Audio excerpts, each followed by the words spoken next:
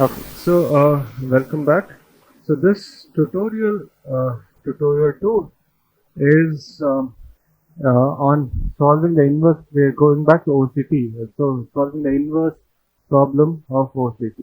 Okay, so it's a bit mathematical, but I'm happy to say that this problem. So people had invented OCT, but the inverse problem took a lot longer to solve. It took something of the order of 20 plus years for people to figure out, or something in that ballpark to solve. And my PhD mentor, Professor Scott Carney, was the one who figured, like at least one instrumental, and his students were instrumental in solving this inverse problem of OCT. So I kind of have a personal connection to some of the work that they have done. Okay, so the essential thing that we are trying to address is, so you get data from an OCT imaging system. It is spatial, XY spatial, and it's measured in the frequency domain, right? So you get measurements as a function of frequency, in spectral domain OCT, for example. Now the question then is, how can you take the data and get back the original sample, like where there are no artifacts because of light propagation and so on. So the essential idea here is, so the data itself, the data collected by the OCT system, is which involves the cross terms, is the light that comes from the sample, light that comes from the reference. They get multiplied. So as you might remember from the previous lecture on OCT, the overall data that you get, they have the DC term, the constant term, then they have the cross term, and which the cross terms are the crucial part. So that's what gives you the OCT signal. And so this data is the cross, like these are the correspond to the cross term. In short, what you have here is S, where S is the signal measured. This eta here is the scattering potential of the object, so it's the sample properties, and K here is the optical instrument. So as because of light propagation through the instrument, like how light travels through the sample, how light is scattered, and so on, all that the instrument characteristics are essentially determined by the operator K, and eta here, this is the sample, and S is the measured data, measured signal, and S is a function of two XY spatial dimensions and one frequency dimension, typically in OCT. That's the nature of the data. Okay, so that's the starting point. So this is the goal. So the goal is to find eta given you have measured S, and you know how the instrument is constructed, and so therefore you know K, you know S, figure out eta. Okay, that's the, if it was a simple equation, you just divide by K and get the answer, right? But that's the problem is K is not an operator. It's not a number. Not only that, it's not even just a matrix. It is more. It's a operator. Operator is more complicated than a matrix or even a single scalar. So it's a function of, and so what do we have to do? We have to figure out the characteristic, how you have to write an equation that you have to figure out what's the connection between what is going on in the instrument and this operator K. If you can figure that out, then you can do the inverse and find the answer. Okay, that's the goal of this in solving the inverse problem. So let's start by making some assumptions which are reasonable for OCT. The light, we say, is a Gaussian beam. Okay, so Gaussian beam is basically it has like kind of, it's intense in the middle.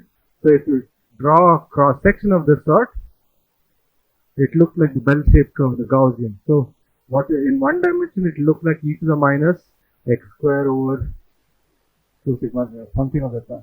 How many of you have seen Gaussian functions before? Yeah, most of you. Okay.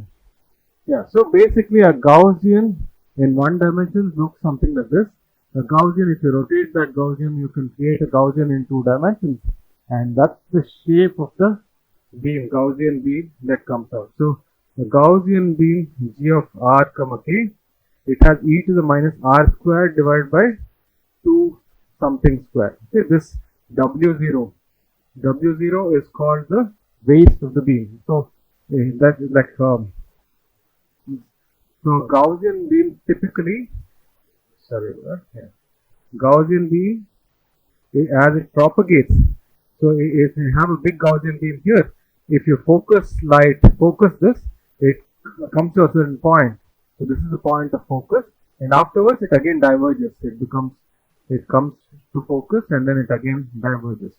So that's how a Gaussian beam focuses and then spreads out. At the position of this focus, the width of the beam, the waist of the beam, the size of the beam is called W0. So the minimum size of the beam when you focus it on. So in ray optics you will come to a dot, right? But in wave optics you will never come to a single dot. It comes to a region based on the diffraction limit of light, right? So this, what determines this size? It's how well you focus and what's the diffraction limit, lambda by 2 Na. So this waist is related to lambda by 2 Na. It's depending on the wavelength of light, depending on the numerical aperture, meaning what angles of light you focus. It comes to a small dot and you cannot see like, so this diffraction limit determines how small of a spot you can focus the light to. For a Gaussian beam, it happens to be W0, and that's this W0 here. W0 here. So this equation looks a bit messy, but just think of it this way: e to the minus r squared by 2 sigma, something of this sort. Okay, something. It's a Gaussian in 2 dimensions, and that's basically the shape of this Gaussian beam. And you might also know from a signal Fourier transform along the r-axis. Fourier transform for Gaussian is also a Gaussian. Okay, so in the frequency domain, it's also the spatial frequencies are also form a Gaussian shape. So the Fourier transform here is a Gaussian. So we call this the q-axis. The Fourier domain we call in today's tutorial we will call it the q-axis. So q equals q vector qs, qx, and qy. Okay, those are the components of the spatial frequency along x, spatial frequency along qx, qy. Okay, so this is the equation. This is the Fourier transform of the Gaussian beam. Why am I saying that? The question I want to ask you is, yes, like as the Gaussian beam propagates, if the field of the Gaussian is known, if the Fourier transform of the Gaussian is this at z equal to 0, this is at z equal to 0, at z equal to 0, at a location z equal to this position. In other words, you start with a Gaussian here. What is this? What is the shape of the Gaussian at a distance z? From this is the z equal to 0. At a distance z, what is the shape of the Gaussian? What do you think? One of the exercises I'll give you a couple of minutes. We have discussed something like this before. I want you to think about how do you go about solving the problem. You don't need to, even if you don't know the final answer or something, I want you to think through how do you go about solving this and see if you can figure out how to do this. Okay, it's part of the exercise for today's tutorial. Think about it for a couple of minutes. See if you can figure it out.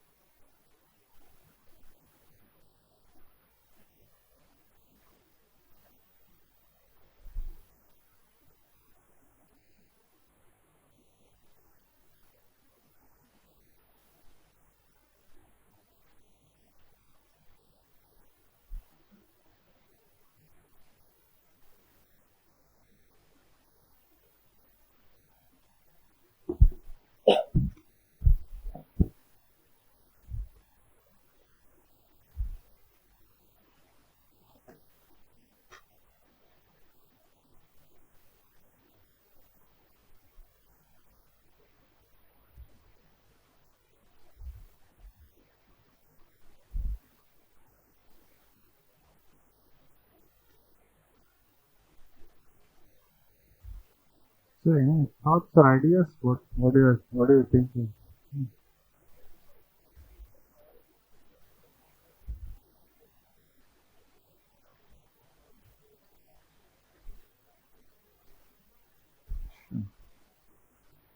Yeah, I think yeah, sure, good. Any other ideas or thoughts or any? Sure. Mm-hmm.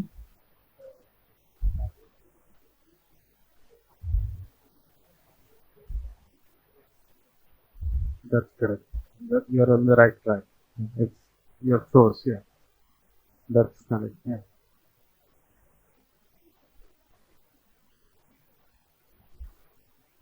there's some subtle differences, but yeah, you're on the right track.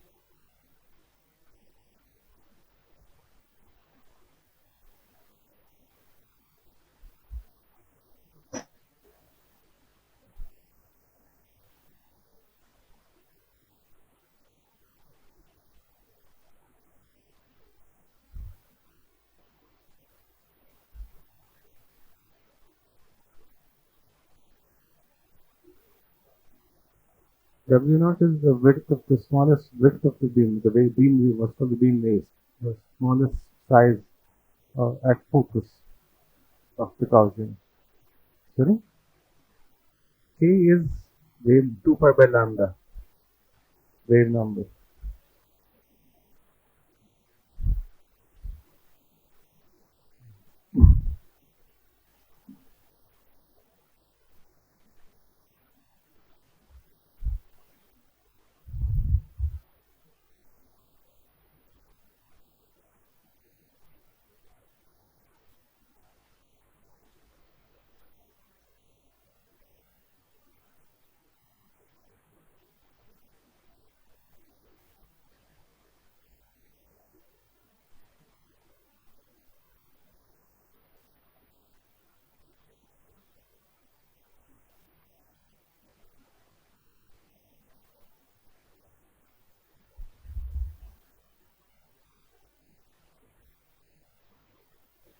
So there are several different ways of thinking about this problem.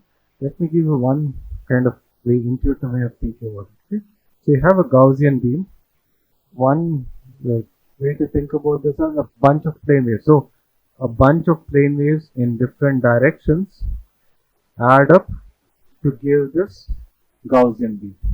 So this is the like when you so how do you know what are the different plane waves and what amount?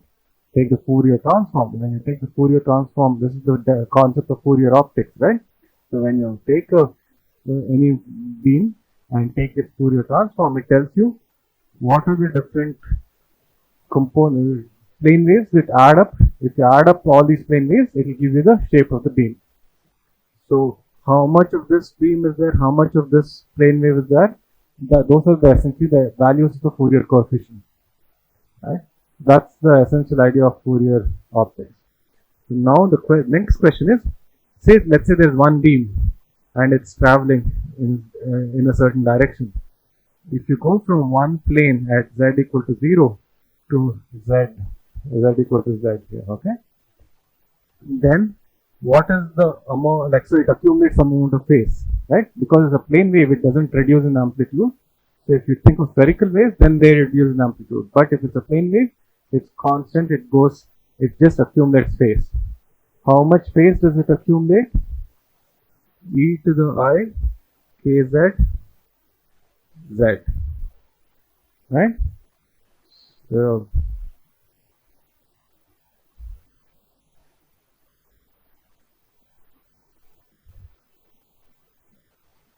it accumulates a phase e to the I kz z, right? So that's the amount of phase that this plane wave accumulates. So the value of the plane wave is g of q, g tilde of q comma k. So that's the direction. So in a direction, if q is kind of related to q, then it has a value of g tilde of q, and it will accumulate a phase of e to the I kz of q z. Therefore, each of these components will accumulate a phase of g naught tilde of q comma k times e to the I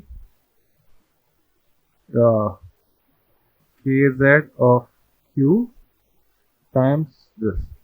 So one plane wave will accumulate phase this one. Second plane wave, different q, different this phase. Each of them will essentially accumulate a phase of this amount. Therefore, the answer is g, this value, times e to the I kz z. That's it. So that is the Fourier decomposition of the, like at this plane, this is the Fourier decomposition of the field. If you take the inverse Fourier transform, you'll get back the shape of the field. That's the final answer. As you can see, it's not very complicated in its expression. So it's like if you can think through what's happening. So all you need to do is take this, multiply by this phase value, and that's the light has accumulated a certain amount of. All we are saying is, in the Fourier domain, light has accumulated a certain amount of phase, and that's it. That's how you figure out what is the. If you know the shape of the beam in this place, you can figure out the shape of the beam at a distance z away in the Fourier domain by just multiplying by this phase factor, e to the I kz times z. Okay, that's the essence of it. This is true for any beam. This is also true for Gaussian beams. The only simplification in Gaussian beams is that the Fourier transform for Gaussian is also a Gaussian. So everything is Gaussian. You don't need to worry too much about like this. Okay, and the kz. What is the definition of kz? K square minus q square, where q square is qx square plus qy square. So that's the q square. So that's the so at each point you accumulate a certain, like each direction you accumulate a certain amount of phase. Is this clear? Is the basic idea clear? Once you understand, like sort of one thing you need to learn is how to make the connection between the equations and the ideas in your head, right? Once you understand that light propagation is accumulation of phase, then write down g of 0, then multiply by a phase factor, and that's your answer.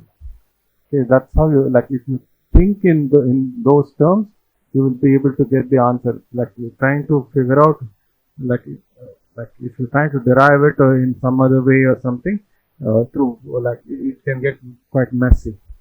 But this is a good way of thinking about the question and like converting the idea in your mind to an equation. So yeah, so now what happens in OCT? So light from, say, an optical fiber goes through a lens and is focused onto something inside a sample. Now, so what we are doing is writing down the equation for, like, let's say there is some xy coordinates.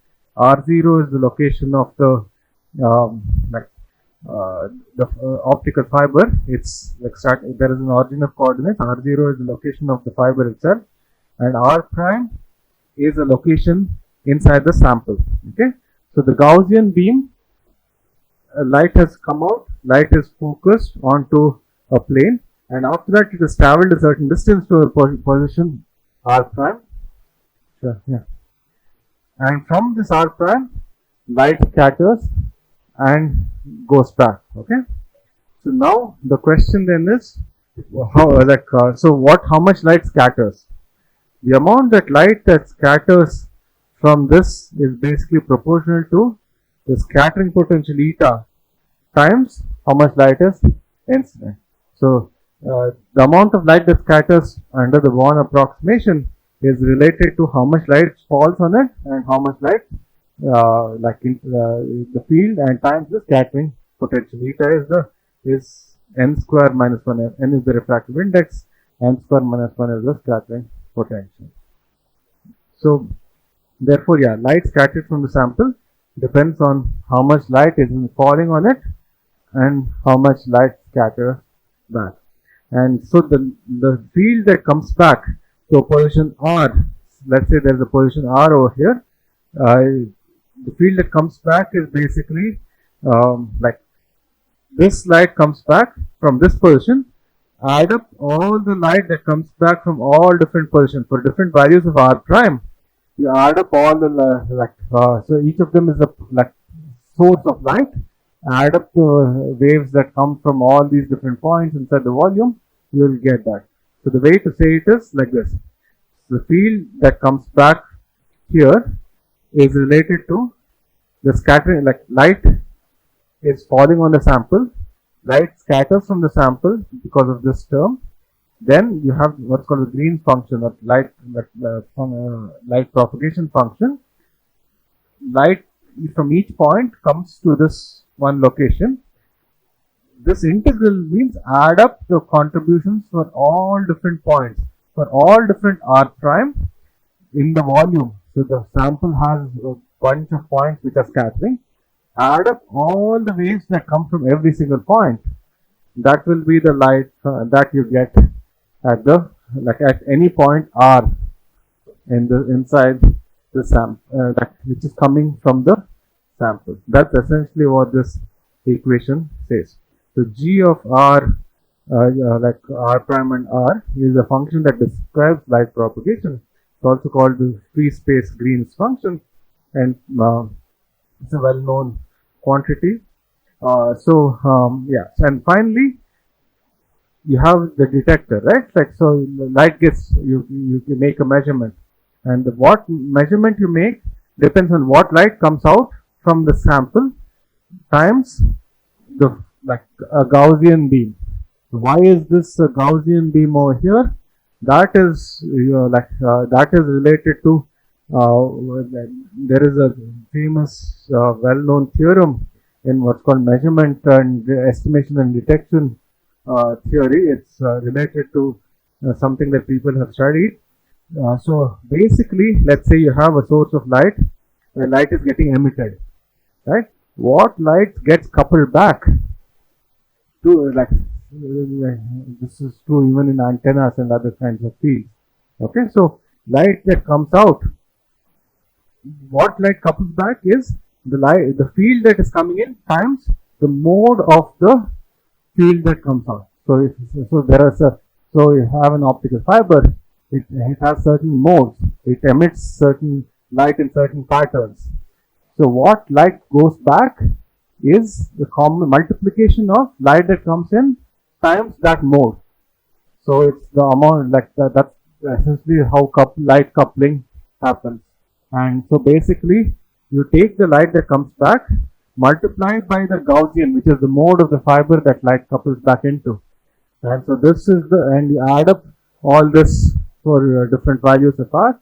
So there's so basically you integrate. So how much of it is getting into this mode is the data that you collect. All this, whatever light couples back, goes to the detector and gets detected. And so what we are essentially saying is that the measured light depends on the light that is scattered from the sample multiplied by the Gaussian, like the optical fiber mode, which is the Gaussian. And this is how the measurement process happens. Like this is from the paper by Ralston et al. You can look up the paper. There are a lot of mathematical details which is beyond the scope of today's lecture. But in the end, what they get is an expression of this sort. You take the data, take the Fourier transform of the data along the spatial dimensions and along the wavelength frequency dimension. Take the Fourier transform of the data. That is related to some transfer function times the Fourier transform of the object. Okay, so this is a multiplication over here. So take the data, take the Fourier transform along the x, y, z direction. So it's a cube. We take the Fourier transform. It is related. It's a multiplication. It's a filtered version of the sample scattering properties. After doing some simplification, you end up with this kind of an expression. So basically, we have come to a place where we have related the measured data to the scattering properties, and everything about this instrument is captured by this H. Okay, so therefore, this is the forward problem of OCT. So this allows us to solve the inverse problem. Now, because this is a multiplication, you can bring it to this side and solve the inverse problem. That's how we can do it. So now the question then is, how would you find the inverse? Like we have seen this in the course, in the lecture on digital imaging. So if this is if H has no null space, meaning H is not zero anywhere in the data, then all you can do is just divide by H and get theta, right? So that is a possibility. But what if H is like 0 for some values or small for some value? Then what can you do? Sorry? You have to do something to H so that like we can't divide by 0. Therefore, we have to. So what do you like? What do you think are some ways of dealing with this problem?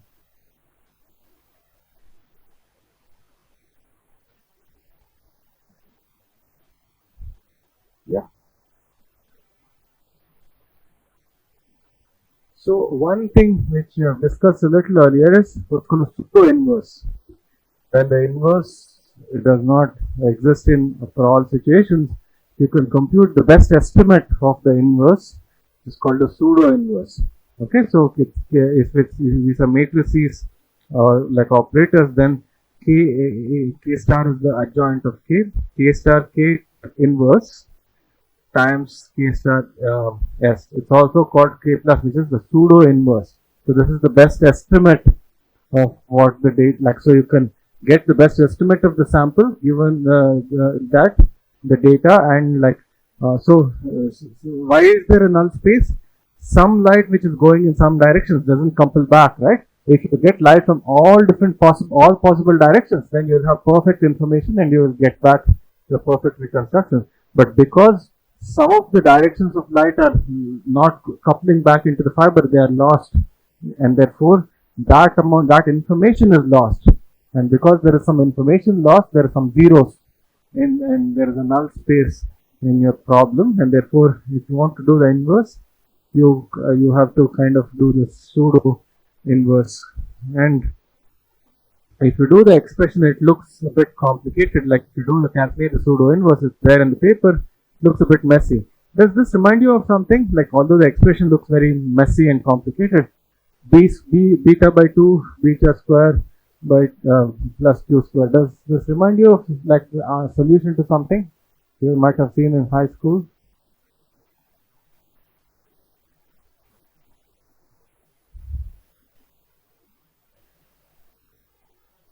What kind of an equation, if you solve, will you get this?